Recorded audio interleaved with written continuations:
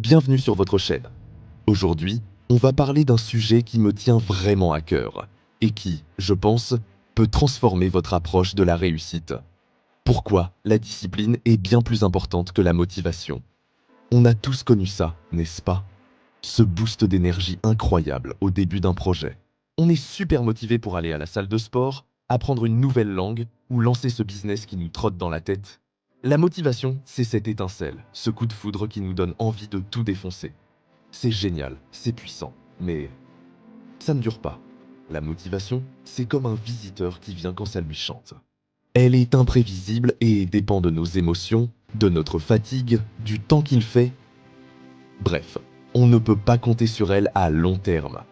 Alors, que se passe-t-il quand la flamme de la motivation s'éteint?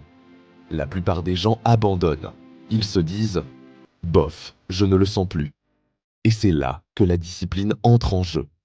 La discipline, ce n'est pas une émotion. C'est un choix. C'est décider de faire ce que l'on a à faire, que l'on en ait envie ou non. C'est un système que vous mettez en place pour avancer, jour après jour. Prenons un exemple concret. Imaginez deux personnes qui veulent apprendre à jouer de la guitare. La première est super motivée. La première semaine, elle joue 3 heures par jour, elle est à fond. Mais la deuxième semaine, elle est un peu fatiguée, elle joue moins. La troisième semaine, elle a des amis qui l'invitent. Elle ne touche pas sa guitare. Sa motivation a disparu. La deuxième personne, elle, est disciplinée. Elle se fixe un objectif simple. Jouer 20 minutes par jour, tous les jours. Sans exception. Au début, ses progrès sont peut-être moins spectaculaires. Mais au bout de 6 mois, qui sera le meilleur guitariste? Sans aucun doute, la personne disciplinée.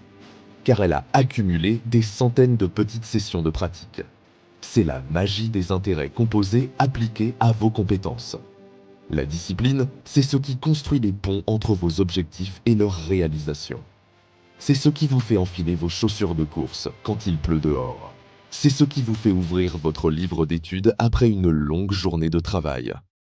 La motivation vous fait commencer, mais la discipline vous fait continuer et finir la course. Alors, comment on fait pour devenir plus discipliné? La clé, c'est de créer des habitudes solides. Ne visez pas la lune tout de suite. Commencez petit. Vous voulez écrire un livre? N'essayez pas d'écrire 10 pages par jour.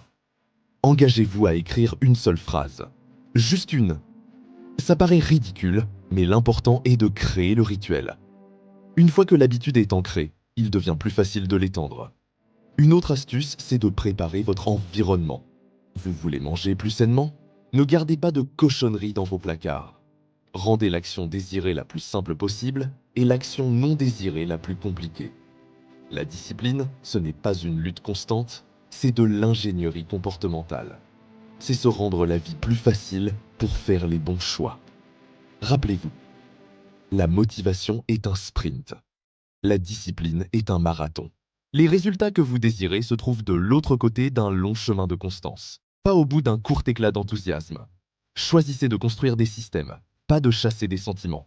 Voilà pour aujourd'hui. J'espère que cette vidéo vous a éclairé et vous donnera envie de miser sur votre discipline. N'oubliez pas que chaque petit pas compte. Merci beaucoup d'avoir regardé. Si ça vous a plu, laissez un petit pouce en l'air. Abonnez-vous pour ne rien manquer.